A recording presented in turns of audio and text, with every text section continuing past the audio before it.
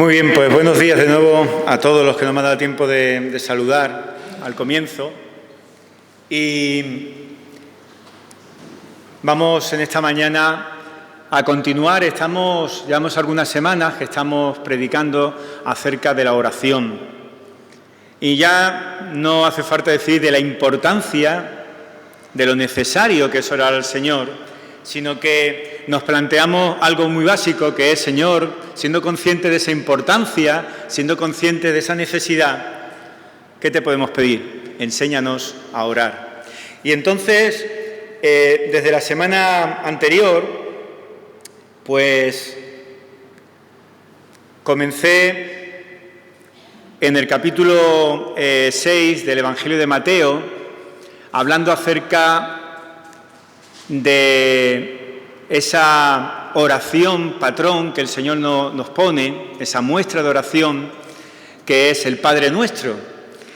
Y la verdad que uno, por muchas veces que haya leído, entre otros, el tema del Padre Nuestro, cuando vuelve otra vez a leerlo y a releerlo, se da cuenta de lo maravilloso que es el Señor, de lo misericordioso que es el Señor en nuestras vidas.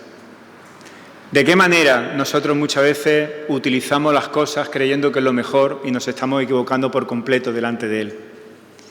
Y tenemos que leer y tenemos que volver a releer la palabra del Señor en oración, pidiéndole al Señor que abra nuestros oídos, que abra nuestros ojos, que abra nuestro entendimiento, para que nos demos cuenta el significado realmente de todo aquello que el Señor revela a través de su palabra.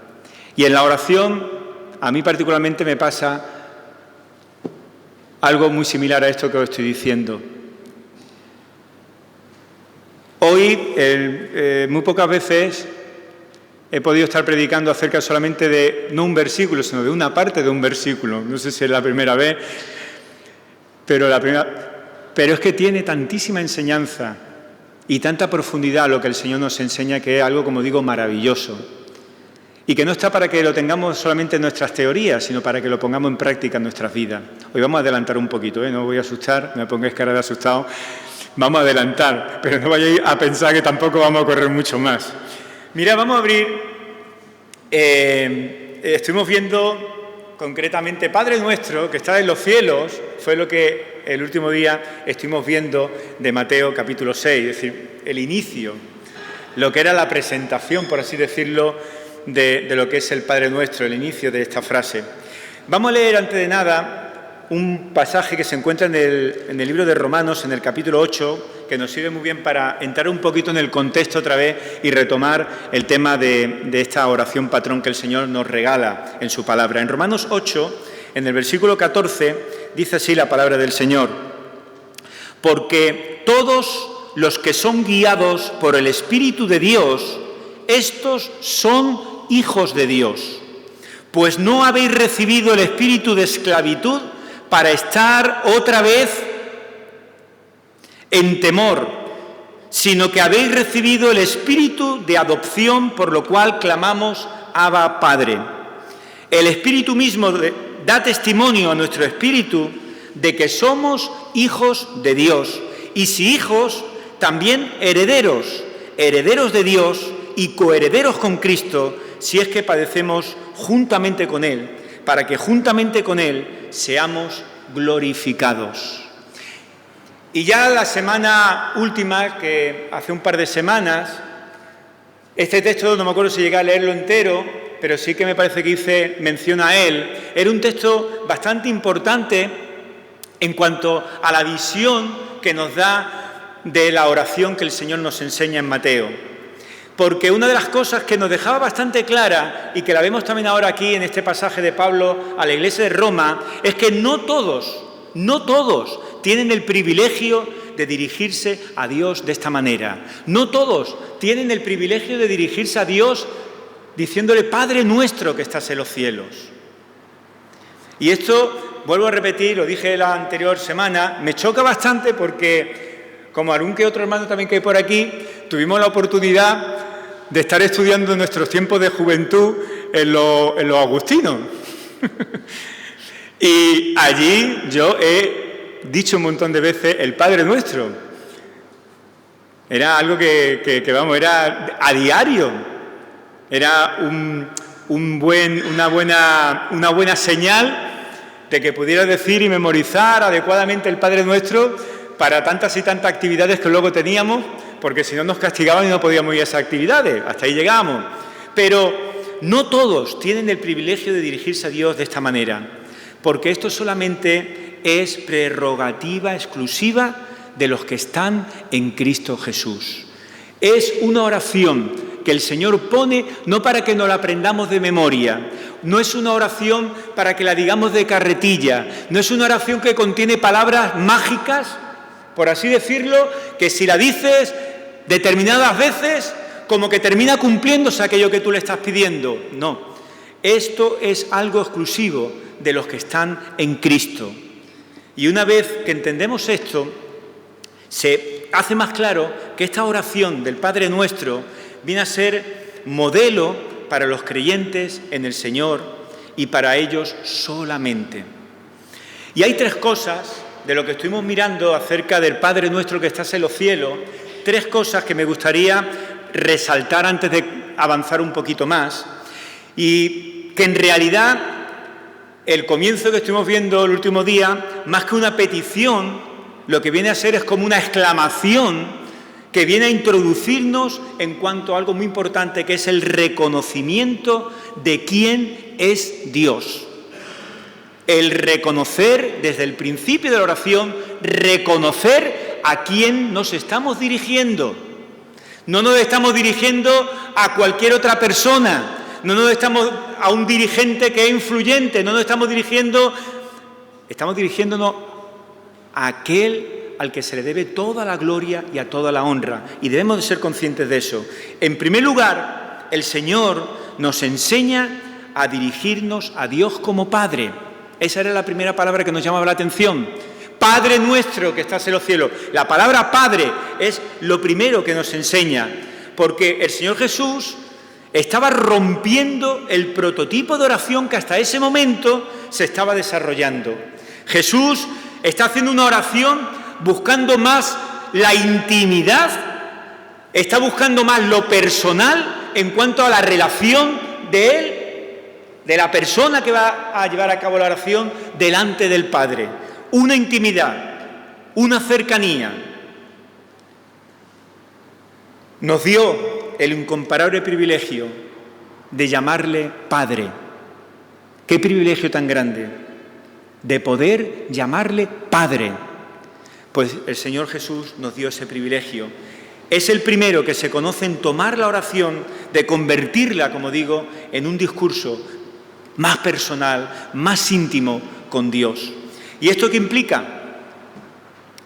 El texto que hemos leído, que os he dicho que era de introducción de Romanos, pues tiene una importancia en cuanto al enfoque de la oración. Porque ¿qué implica? Implica que la adopción de la cual está hablando Pablo en el texto que os he leído de Romanos viene a tomar una relevancia especial en medio también de la oración.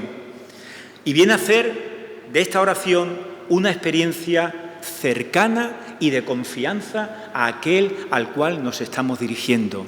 Cercanía y confianza delante del Padre. En segundo lugar, estaba Padre Nuestro, hemos visto la palabra Padre, pero también nos llamaba mucho la atención el término nuestro, porque tenía también un significado muy, muy especial. La palabra nuestro nos venía a recordar que la oración no es algo inclusivo. ¿Qué significa eso? Es decir, que no es algo exclusivo de mi propiedad. No. El término nuestro lo que está significando es que el derecho a llamar a Dios Padre no es solo un derecho mío, sino que, y esto era algo muy importante que intenté subrayar, era un privilegio corporativo, era un privilegio que pertenece a todo el cuerpo de Cristo, pertenece a su Iglesia, el poder utilizar esto. Así que cuando oro al Señor, no estoy viniendo ante Dios como individuo solamente a nivel individual. No estoy a nivel individual delante del Señor. No soy un individuo aislado, sino que me postro delante del Señor en oración como miembro de una familia. Me postro delante del Señor como miembro de una comunidad de santos. En tercer lugar, nos encontramos Padre nuestro, y decíamos el término que estás en los cielos. Y ese está en los cielos nos venía también a recordar algo muy importante, y es que aunque Dios es cercano, la palabra nos recuerda de que por ese motivo le llamamos Padre, por su cercanía, pero al mismo tiempo que es cercano, Él es distinto y diferente a nosotros. Por eso hablábamos muchas veces de ese error, de caer en ese colegueo a la hora de dirigirnos al Padre en oración, como si fuera mi colega. Él es cercano, claro que es cercano, es mi Padre, pero es distinto, es diferente a nosotros. Cristo estaba hablándonos de esa diferencia a nosotros, pero al mismo tiempo nos está hablando de la trascendencia de Dios. De la trascendencia de Dios. Y puesto que Dios no es parte, ni mucho menos, de todo este proceso mundano, ni es parte tampoco de la naturaleza, Él no puede ser confinado en un punto localizado. Él no puede estar ahora mismo solamente aquí con nosotros, o no puede estar metido en una cajita en la pared, o no puede estar en un lugar muy, muy localizado, no. Él es trascendente, Él está por encima de todo eso. El Dios al que nos estamos dirigiendo está por encima y mucho más allá de los límites de lo finito de nuestra mente. Y estas palabras, que estás en los cielos, nos hacen sentir a cada uno de nosotros de que somos peregrinos aquí abajo. ¿Qué significa eso, que somos peregrinos? ¿De que tenemos que ir con sandalia y con bata por ahí, por las calles? No. Ese no se refiere al que seamos así peregrinos en apariencia. Si nos está refiriendo a ser peregrinos, es que esta no es nuestra tierra. Este no es nuestro mundo, una vez que Cristo ha cambiado tu vida. Somos peregrinos aquí abajo, significa que su verdadero hogar, que mi verdadero hogar, no está tampoco aquí. Y cuando decimos que mi verdadero hogar no está tampoco aquí, trae también muchas consecuencias. No está aquí tantas y tantas cosas, ¿verdad?, que tanto nos preocupan a nosotros. No solamente el hogar como la casa, sino muchas cosas. Dejemos de pensar que somos de aquí, sino que pensemos que por la gracia de Dios, que nos ha cambiado, nos ha dado una nueva naturaleza, una nueva vida, nosotros somos ciudadanos del reino de los cielos, ciudadanos del reino de los cielos. Y es, la verdad, que da mucho consuelo saber que no solamente este deseo de estar donde esté el Padre es algo que parte de nosotros, sino que también este deseo es el mismo que tiene el Padre. El Padre también desea de que tú estés cerca de Él. Y no voy a leerlo, pero en los Salmos te encuentras cantidad y cantidad de ejemplos de esto que el salmista está diciendo acerca de esto. Si queréis mirar en el Salmo 73, hay uno... Bueno, vamos a leerlo, si no va a quedar... Salmo 73.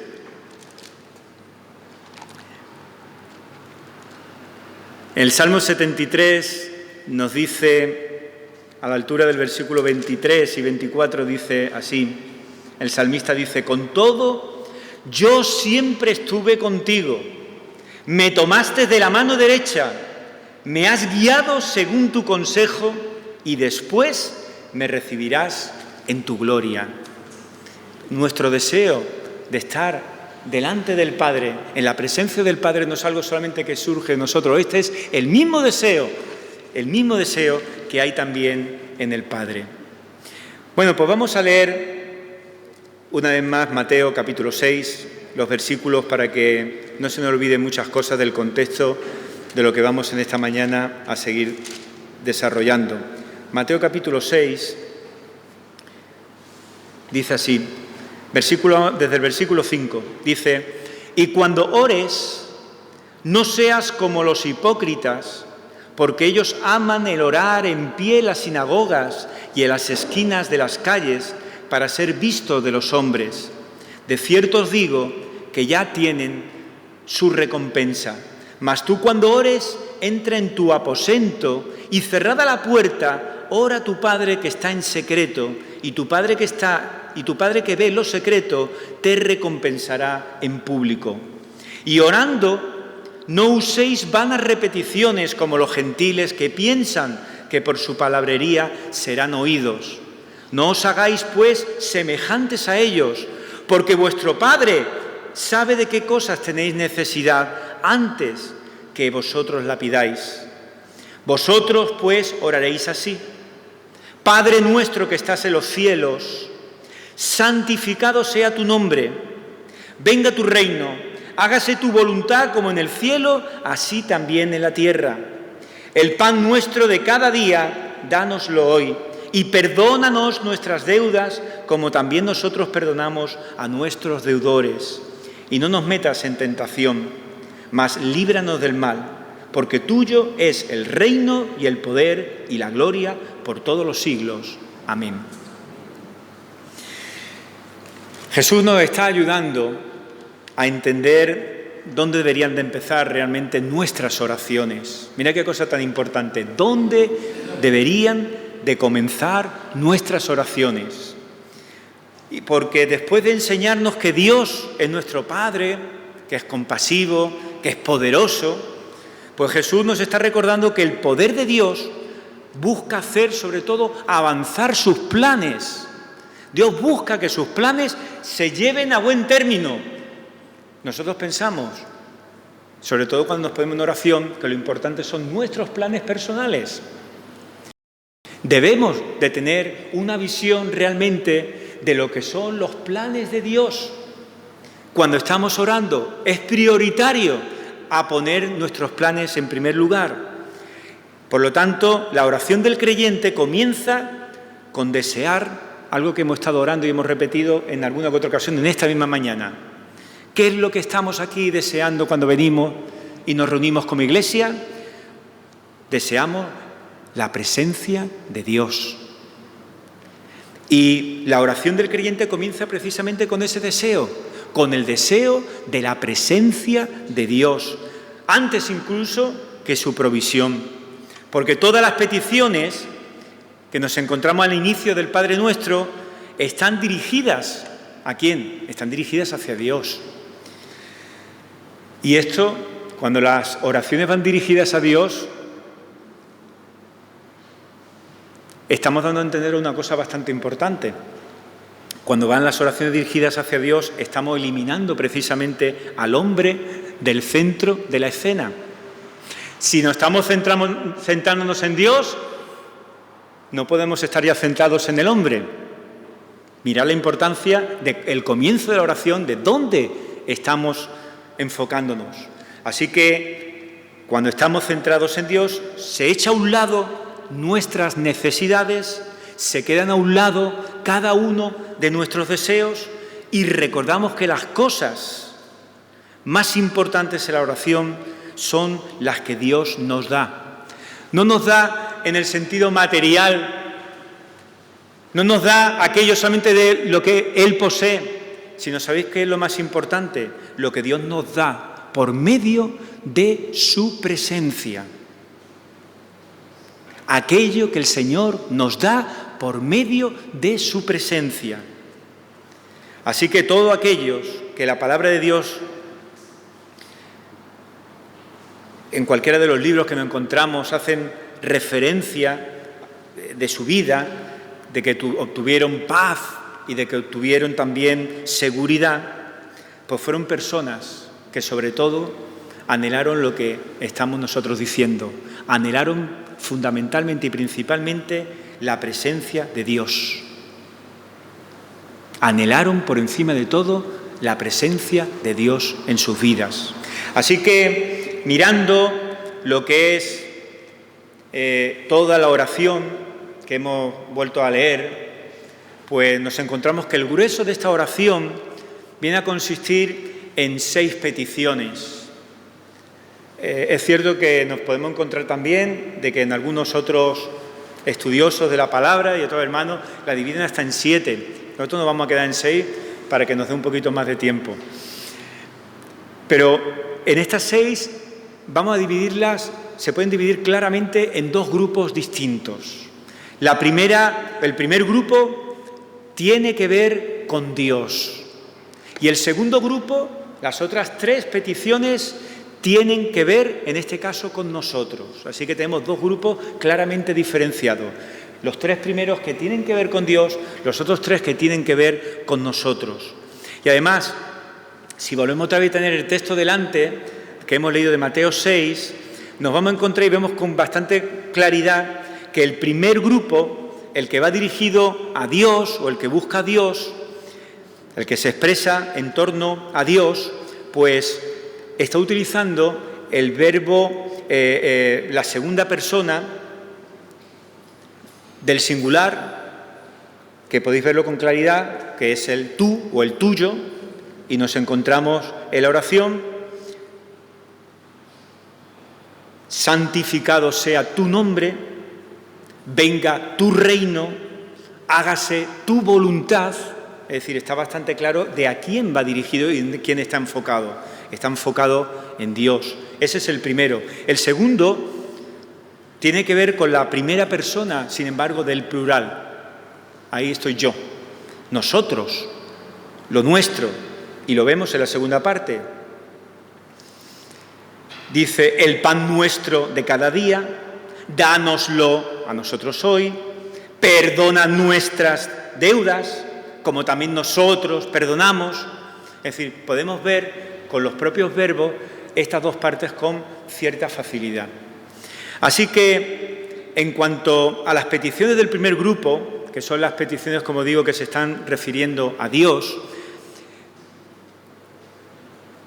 la oración en sí lo que nos viene a hacer es que nos viene a dar como una visión de estar sentados de una manera consciente, no en el mundo, sino sentados en los lugares celestiales.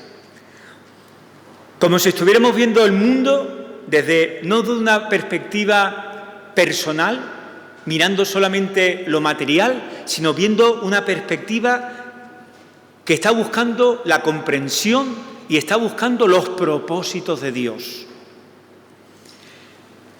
Las tres peticiones que se encuentran dirigidas a Dios o con referencia a Dios, está muy claro que se centran en tres cosas. Se centran, la primera, en el nombre de Dios, se centra en el reino de Dios y se centra en su voluntad. Como os podéis imaginar, no va a dar tiempo ni mucho menos de ver las tres. Nos vamos a conformar con la primera y terminamos a tiempo que se nos quede clarita en nuestra cabeza, y las otras dos pues las dejaremos para otro día. Pero mediante estas tres peticiones que tenemos delante, la del nombre de Dios, su reino y su voluntad, mediante ellas, ¿qué estamos haciendo? La oración nos dice que nos estamos entonces identificando con Dios, y lo que estamos es intentando ver las cosas, no tanto como nuestros ojos, a través de mis necesidades, sino teniendo la visión celestial. No vamos a ser capaces, evidentemente, pero buscando la visión realmente de Dios, buscando más la voluntad de Dios, más que mi propia voluntad. Así que, en primer lugar, vemos que la persona de Dios, o vemos el nombre de Dios, que es lo primero que nos encontramos. Santificado, dice que sea tu nombre. Esa es la primera de las peticiones. Santificado sea tu nombre. El nombre de Dios, la persona de Dios. Pues en esta primera petición estamos contemplando a Dios mismo. Estamos considerando su nombre. Estamos considerando su personalidad, su ser. Estamos, en definitiva, considerando todo lo que Él es en sí, todo lo que hace distinto a los demás.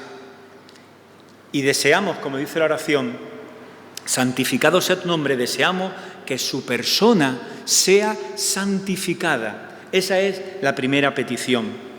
Es decir, ¿qué vamos a decir que no hayamos dicho ya acerca del nombre de las personas? El nombre de alguien, que muchas veces es una mera etiqueta, Tú vas por la calle, te encuentras y te interesa bien poco que, yo qué sé, el que está enfrente, que te cruza, que no lo va a ver más, a lo mejor pues se llame Pepito, y te importa bien poco que el que vive 4 calles más abajo, que también tampoco lo ve, pues se llame Manolita. Te importa poco, en realidad.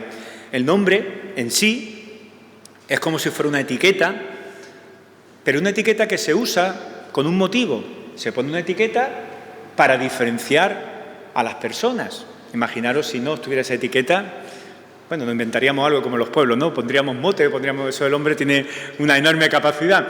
Pero la etiqueta en sí sirve para diferenciar a las personas las unas de las otras. Y aunque no le concedemos mucha importancia, pero cuando llegamos a conocer a una persona íntimamente, cuando llegamos a tener trato personal con alguien, sí que nos interesa bastante más el nombre o la etiqueta de esa persona. ¿A que sí? Ya no interesa más. Para mí es muy importante que voy todos los días al Mercadona, y porque a mí se me olvidan muchas veces los nombres, de que no se me olvide el nombre del que vende pescado. Porque lo digo y se lo nombro con una personalidad, se llama Isaac, digo Isaac, como si lo viera todos los días y como si estuviera comiendo pescado todos los días con él. Pero es importante porque, oye, ahí ya nos conocemos de hace años y para mí es importante que sepa que me acuerdo de su nombre. Y yo quiero que me sirva Isaac y no quiero que me sirva Paquito, porque Paquito a la hora de cortar y preparar el pescado me lo prepara igual que Isaac. Así que yo voy buscando a Isaac y a Isaac lo tengo bien etiquetado. Paquito muchas veces se me olvida el nombre, a lo mejor por eso se llama Paquito, tiene otro nombre. Pero a mí el que me interesa es Isaac, porque me prepara muy bien el pescado, me atiende bastante bien. La etiqueta que ponemos con el nombre nos es importante sobre todo cuando conocemos más a esa persona, cuando tenemos más intimidad con esa persona, cuando tenemos más relación con esa persona. Entonces su nombre adquiere para nosotros tantas asociaciones, tantas connotaciones, que llega a ser el vivo símbolo de esa persona. Y con solo oír su nombre, cuando mi mujer va al Mercadona y me dice, este pescado me lo ha dado Isaac, yo automáticamente cierro los ojos y veo la figura de Isaac, lo profesional que es Isaac preparando el pescado, y es curioso, pero ya lo tengo catalogado que aquel es Isaac. El problema será cuando entre en la droguería otro que también se llama Isaac y coincidan los dos nombres y nos ocurre como pasa muchas veces en nuestras casas o muchas veces con nuestras familias, ¿no? Que el padre se llama Juan y el hijo se llama también Juan. Y entonces en muchas ocasiones no sabe, mira, yo tengo un primo, mi nombre, aunque no es tampoco muy raro, Boris, hay bastantes Boris por ahí, pero bueno, la gente después de 40 años me sigue llamando Boris, ¿no? Es decir, que no tiene muy claro todavía el nombre. Pero tengo un primo que se llama igual que yo, un primo hermano, también se llama Boris, que trabaja en un bar, ahí en Teatino. Te hace unas tapas muy buenas, pero bueno, ya haremos más publicidad, familia. En alguna ocasión hemos estado la familia juntos y cuando estaban hablando de Boris, están hablando de mí. Pero luego me voy dando cuenta, a medida que va la conversación andando, digo, eso no puede ser yo. Claro, ese es mi primo. Y a mi primo le ocurrirá exactamente lo mismo. Qué importante saber que uno es Boris Rodríguez, que soy yo, y mi primo se llama Boris Martín. Porque cuando hablan o quieren hablarme a alguna persona de Boris Rodríguez, cierra los ojos y dice, mira, Boris es así, vale, ya sé más o menos, ya conozco a Boris.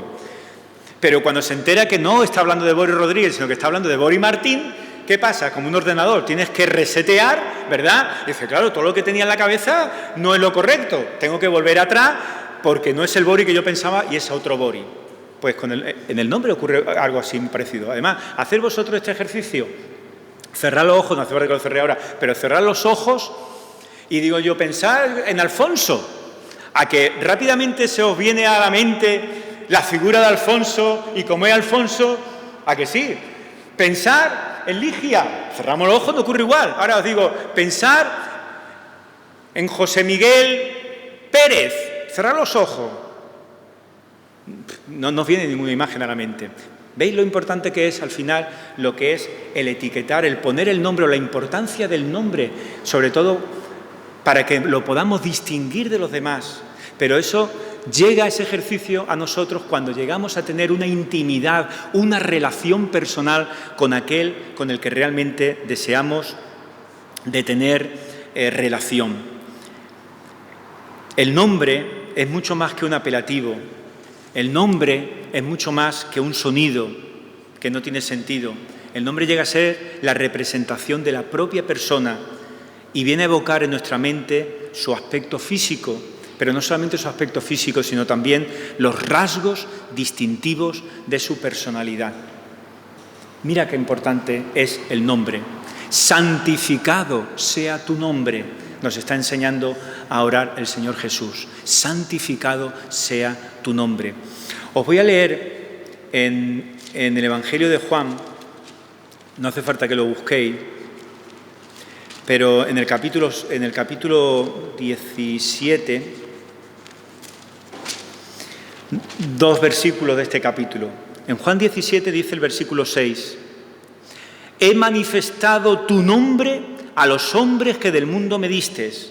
Tuyos eran y me los distes, y han guardado tu palabra.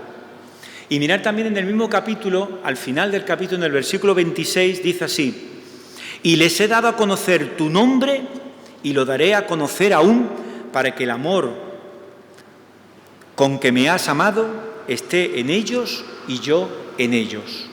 Cuando Jesús está diciendo, he dado tu nombre, no quiere decir que les haya dado solamente a los discípulos una etiqueta o un apelativo con el que dirigirse a Dios y ya está, sino que lo que le ha hecho cuando se está hablando, cuando el Señor Jesús está diciendo esto, es que Él ha revelado como nunca antes, no el nombre y el apellido de alguien, sino que ha revelado como nunca y antes el carácter y la persona del Padre. Eso es lo que ha hecho. Pablo a la iglesia de Filipo, hay un versículo también que nos acordamos mucho que viene a decir que ante el nombre del Señor Jesús se doblará toda rodilla. ¿Qué quiere decir entonces? No quiere decir que en el nombre en sí, que por el tema de llamarte Jesús, pues como una pequeña palabra, una cosa bonita, automáticamente uno se arrodilla y te hace un digno homenaje. No quiere decir eso, sino que la persona a la que se señala de por sí, por su carácter, por su personalidad, es por sí ya digno de darle esa reverencia, ese homenaje, pero no por el nombre solamente, por el nombre y el apellido. En el capítulo 4 del libro de los Hechos de los Apóstoles, no hace mucho también leímos creo que fue un jueves, tuvimos la oportunidad de leerlo, dice así, capítulo 4 de Hechos, versículo 10. Dice, sea notorio a todos vosotros y a todo el pueblo de Israel que en el nombre de Jesucristo de Nazaret, a quien vosotros crucificasteis y a quien Dios resucitó de los muertos, por él, este hombre está en vuestra presencia sano. Se está refiriendo cuando sana Pedro al paralítico, ¿me acordáis? Allí en la puerta, creo que la puerta de la Hermosa, ¿no? En la entrada al templo. Dice, pues este Jesús es la piedra reprobada por vosotros, los edificadores, la cual ha venido a ser cabeza del ángulo. Y en ningún otro hay salvación, porque no hay otro nombre bajo el cielo dado a los hombres en que podamos ser salvos. Los apóstoles estaban afirmando que en el nombre de Jesucristo el Nazareno, este hombre que había sido sanado, estaba allí dando saltos y estaba porque el Señor había hecho un gran milagro en la vida de este hombre. Pero no quiere decir que el mismo apelativo de Jesús, por decir el nombre de Jesús, se tenga ya uno propiedades mágicas para hacer cosas, para hacer sanidad o para dar salvación. No, el nombre de Dios sin el conocimiento de Dios.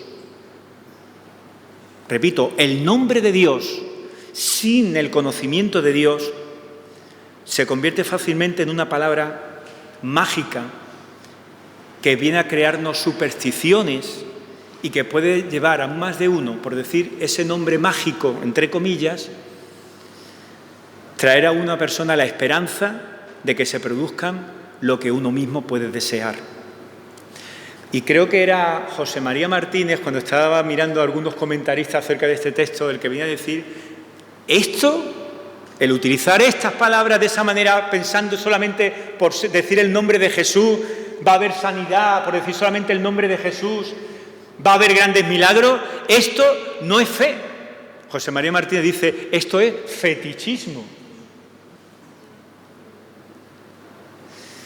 El Antiguo Testamento, no solamente en el Nuevo, sino que el Antiguo Testamento también hace uso del concepto nombre.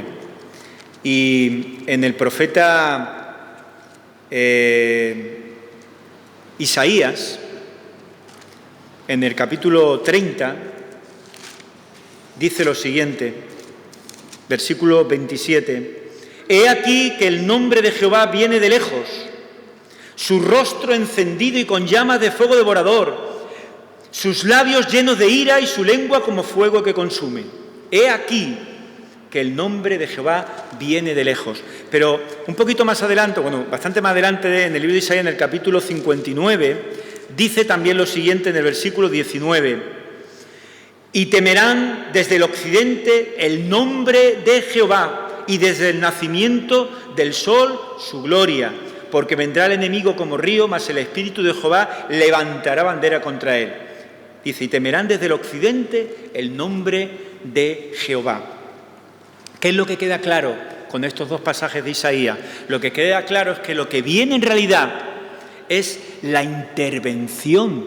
Lo que Isaías está viendo es que lo que viene es la intervención personal de Dios. El nombre de Dios viene, la intervención personal de Dios mismo. En ti pondrán, dice el salmista, su confianza los que conocen tu nombre. O el texto mismo que hemos leído al pasar la ofrenda, en el Salmo 20, cuando hemos dicho, algunos confían en carros, otros confían en los caballos, mas nosotros, ¿en quién confiaremos? En el nombre de nuestro Señor, en Él solo confiaremos. Así que está claro que el objeto de su confianza es la naturaleza y es el carácter mismo de Dios, no otra cosa. Y entre los propios hebreos ya sabéis que el nombre significaba la naturaleza, significaba el carácter, significaba la personalidad, significaba de alguna manera la medida en que estas personas eran conocidas y tenían una relación con uno, pues el nombre era bastante importante. De hecho, en muchos momentos incluso vemos que hay algunos que tienen el nombre hasta cambiado, porque tenía importancia el nombre. Es obvio, por lo tanto, que la primera petición del Padre Nuestro, es decir, el primer anhelo que debe haber en nuestro corazón cuando nos acercamos a Dios en oración, tiene que ver con la persona de Dios, tiene que ver con todo lo que Él es, tiene que ver lo que ha hecho, con todo lo que hay detrás precisamente de su nombre. Así que en las Escrituras, Dios nos encontramos que no tiene solamente un solo nombre. No tiene solamente un nombre, Dios. ¿Por qué? Él se manifiesta a través de varios nombres. ¿Y por qué no lo podemos meter en un nombre solo? Pues no hay ningún nombre que pudiera hacer total justicia a toda la grandeza de su persona.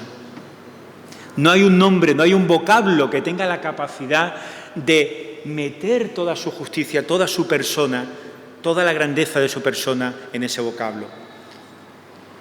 La realidad de lo que Él es trasciende todo nuestro conocimiento, así que no podemos conocer su nombre, al menos mientras que estamos aquí abajo.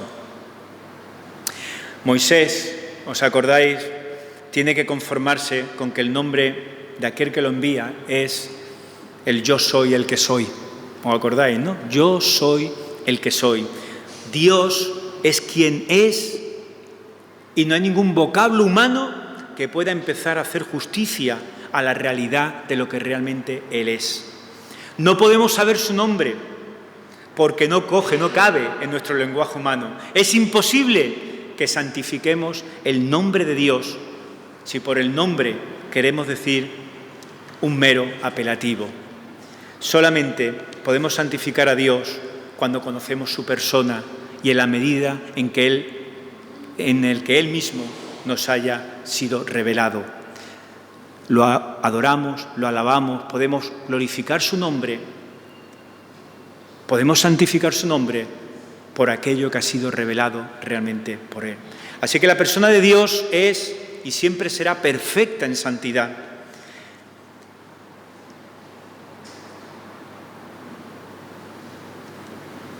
La razón por la que los creyentes hemos sido o debemos de ser santos, porque solamente porque Él es santo, sencillamente. Y Dios lo es. Santificar algo es apartarlo como cosa sagrada. Santificar algo es considerar algo con respeto, con santo temor. Así que cuando santificamos el nombre de Dios, lo que estamos haciendo es tratando con suma reverencia la realidad de su persona. La engrandecemos, no porque a medida que más nosotros le alabamos y le adoramos, Dios es más grande, no. La engrandecemos en nuestros propios ojos. Le estamos exaltando. Estamos deseando que nuestro Creador sea glorificado. Estamos deseando que nuestro Creador sea honrado. Y cuando hacemos esto, vaciamos nuestra mente de tantas y tantas tonterías, de tantas pequeñeces que hay precisamente en la mente de cada uno. Porque ahí donde hay tonterías metidas y pequeñeces nuestras, muchas veces no le damos el lugar al Señor. Lo dejamos a un lado para utilizarlo cuando tenemos la necesidad, pero cuando en nuestra cabeza hay otras cosas, creemos y consideramos muchas veces que son más importantes que la presencia de Dios.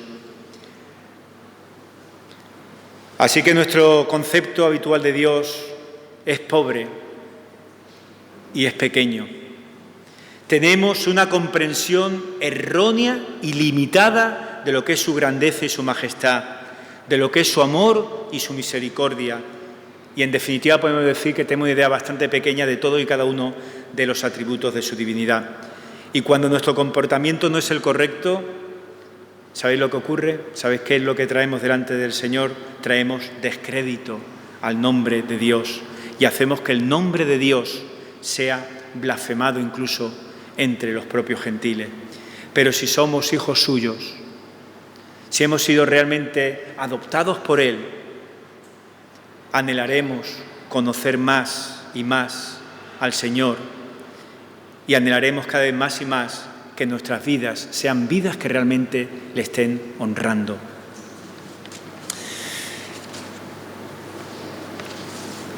Todo esto trae implicaciones, todo esto trae consecuencias. Cuando realmente enfocamos nuestra oración a Dios de la manera que el Señor Jesús nos enseña, no se queda en algo teórico, nos trae implicaciones en nuestras vidas. Y lo que más, ¿sabéis una cosa que es lo que más atenta contra nuestra percepción precisamente de la grandeza de Dios? ¿Cuál es la piedra que precisamente más hace que veamos esa percepción o esa falta de percepción de la grandeza de Dios? ¿Cuál es o qué es? Es nuestra propia importancia. Somos nosotros mismos. Esto es grave, porque mientras estemos llenos de nosotros mismos, no podremos llenarnos de Dios. Mientras nuestra visión del mundo sea una visión que esté centrada solamente en nosotros y en nuestras necesidades, no podemos centrarnos en Dios. Así que la santificación del nombre de Dios tiene siempre una contrapartida, y es el destierro de nuestro propio orgullo, el apartar nuestro orgullo y nuestro egocentrismo. La exaltación de Dios viene acompañada por la humillación, viene acompañada por la comprensión de que somos inmundos. Esto nos cuesta mucho trabajo, pero es así. Así que, hermanos, la santificación de Dios no consiste en escalar, ni mucho menos, cimas doctrinales, ni llegar a ningún escalón espiritual, que esté por encima, ¿no?, de lo que normalmente nos encontramos. No, la santificación de Dios está apuntando más bien a lo que pertenece a la esfera de nuestra vida devocional. La santificación de Dios está apuntando más a nuestras oraciones, está apuntando más bien a mi manera de vivir. Por lo tanto, requiere mi vida que tenga mayor tiempo, mayor presencia, mayor búsqueda de la presencia de Dios en mi vida. Necesito comprender cosas contemplando la creación de Dios. Necesito comprender más y la trascendencia que tiene más y más en mi vida lo que es la muerte de Cristo en la cruz. Necesito tener más intimidad y más conocimiento de Dios para que pueda santificarle. Y para terminar, deciros que el fruto de todo esto se verá en un deseo, se expresará de una manera, se expresará a través de las alabanzas de Dios, se expresará a través de celebrar su nombre. Porque la alabanza, cuando nos reunimos como iglesia, la alabanza viene a ser el fruto de haber santificado el nombre de Jesucristo. Así que, mediante esta primera petición, Cristo lo que nos está haciendo es invitarnos a contemplar la realidad de Dios y a expresarle el deseo de que su persona llegue a ser cada vez más real, más gloriosa y más poderosa en nuestras vidas. Y hemos visto solamente la primera petición, pero es que esta primera petición viene a ser prácticamente la llave de todas las demás peticiones. Si no entendemos realmente lo que el Señor nos está enseñando en esta primera petición, difícilmente vamos a poder aprender el resto de las peticiones, porque todos nuestros deseos deben de estar subordinados a este.